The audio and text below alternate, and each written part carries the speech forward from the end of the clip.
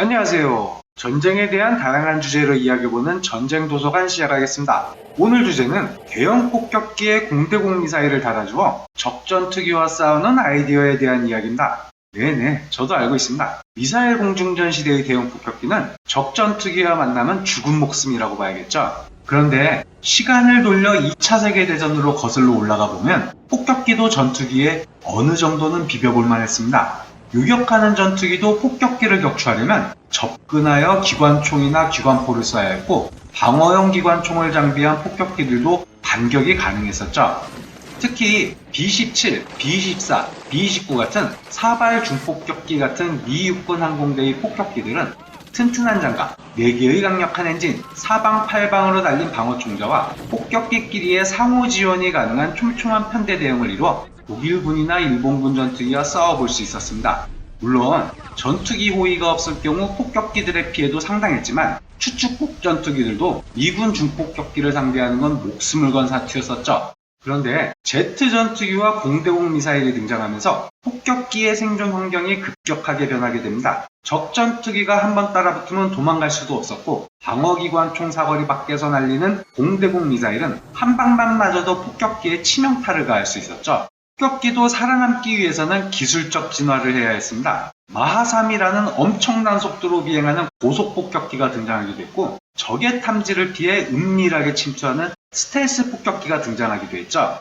그럼 여기서 밀떡이라면 한 번쯤 상상할 만한 망상 하나가 등장합니다. 레이더와 장거리 공대공 미사일 기술이 충분히 발전했으니까 폭격기에 공대공 레이더와 암람 같은 미사일을 잔뜩 달아주면 되지 않을까요? 적 전투기가 접근하기 전에 폭격기 혼자서 공대공 묵상 찍을 수 있지 않을까요? 그 망상을 소설가인 데일 브라운이 보여줍니다. 데일 브라운은 그냥 소설가가 아니라 1978년부터 86년까지 미공군에서 B-52와 FB-111 폭격기 승무원으로 근무했던 베테랑이었습니다. 1987년 플라이트 오브 올드 독이라는 소설을 출간하는데, 소련의 위성 요격 레이저 시스템을 EB-52라는 특수개조 폭격기로 파괴하는 내용을 담고 있습니다. 소설 속에서 EB-52는 기수의 레이더를 장착하고 장거리 공대공 미사일을 탑재하여 소련 요격기와도 싸울 수 있었죠.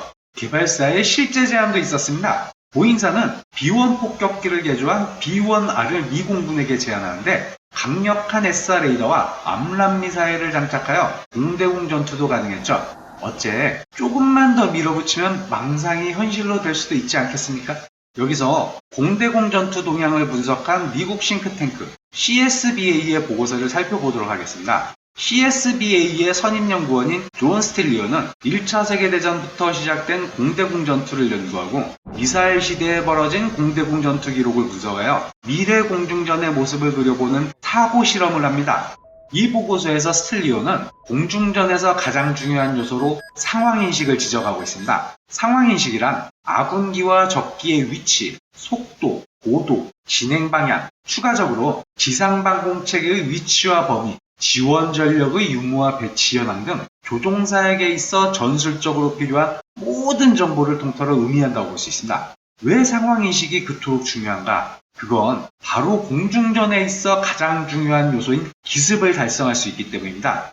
기습은 공중전이 시작된 1차 세계대전 때부터 중요한 요소였습니다. 영국의 매녹, 독일의 벨케, 그리고 다른 1차 세계대전 전투기 조종사들은 높은 고도로 에너지를 유지하다가 태양을 등지고 적기의 사각지대인 후방의 위나 아래로부터 접근하여 최대한 근거리에서 사격하여 기습 효과를 극대화하는 전술을 즐겨 사용했습니다.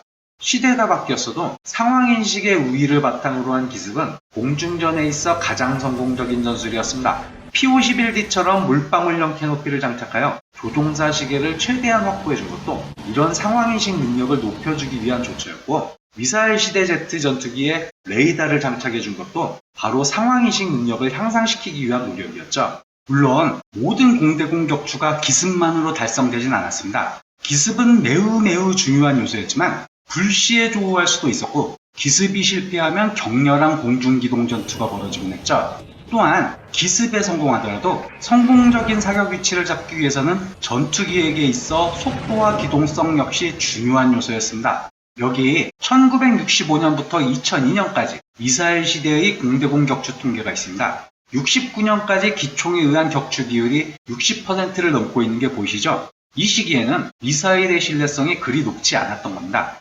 70년대가 되면 기총의 격추 비율이 약간 내려가고 멸추적 미사일의 격추 비율이 과반을 넘게 됩니다. 80년대에는 기총의 격추 비율이 급격히 하락하고 멸추적 미사일과 장거리 미사일의 비율이 크게 증가하기 시작합니다. 90년대 이후에는 미사일 중에서도 장거리 미사일의 비율이 과반을 넘게 되죠. 무슨 일이 있었던 걸까요? 걸프전과 그 이후 벌어진 미군의 공중전을 분석한 결과 다음과 같은 결과를 얻었다고 합니다. 에왁스 같은 장거리 탐지 시스템의 지원을 받는 전투기 조종사들의 상황인식 능력이 대폭 확장되었고 공중전 기동이 필요했던 경우는 단 4건, 전교전을 통틀어 15%, 시계 내 공중전일 경우만 봐도 38%밖에 되지 않았습니다. 또한 장거리 미사일 사용 빈도와 신뢰성이 향상되었으며 전투기가 음속 이상의 속도로 비행하는 경우도 없었던 거죠. 그럼 여기서 첫 번째 의문이 들기 시작합니다.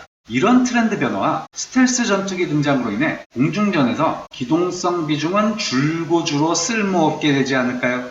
스텔스 시대에는 전투기의 여론을 추적하는 적외선 탐색 및 추적 장치 IRST가 탐지 수단으로 각광받고 있습니다. 적의 전자전 영향도 받지 않고 자신의 신호를 발산하지 않는 이런 IRST는 자신을 노출시키지 않으면서 은밀하게 탐지할 수 있는 장점이 있죠.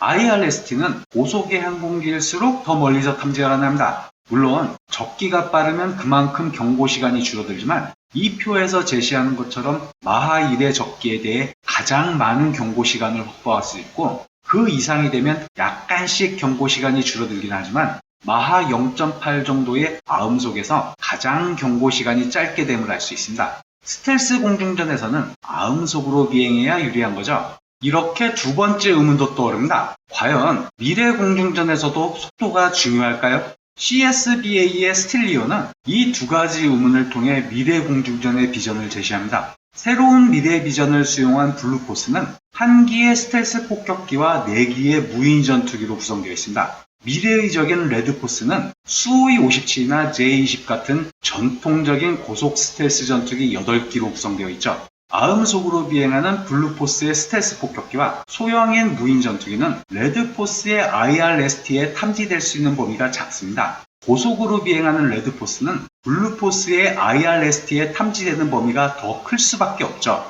전방에서 레드포스와 접촉한 무인 전투기의 정보를 토대로 스텔스 폭격기가 초장거리 공대공 미사일 16발을 날려줍니다. 그리고 레드포스가 블루포스에 접촉하는 시간을 연장시키기 위해 선회를 하죠.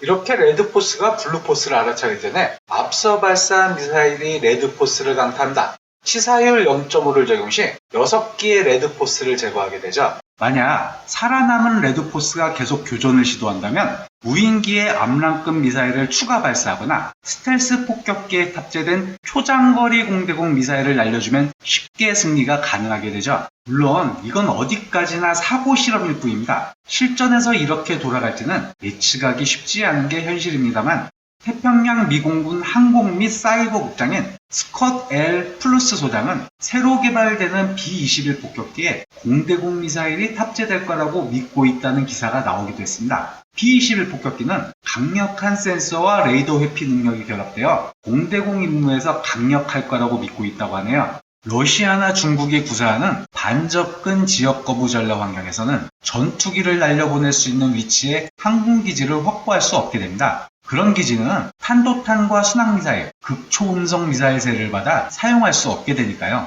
따라서 B-21 같은 장거리 스텔스 폭격기가 주 공격 수단이 되는데 이 먼 거리를 호위해줄 전투기가 없습니다. B-21에 공대공 미사일을 달아줌으로써 이 전투기 호위 문제를 쉽게 해결할 수 있지 않을까요? 어쩌면 공대공 폭격기는 우리 망상이 아니라 곧 실현될 미래일 수도 있는 겁니다. 지금까지 전쟁도서관이었습니다. 다음에 찾아뵙도록 하겠습니다.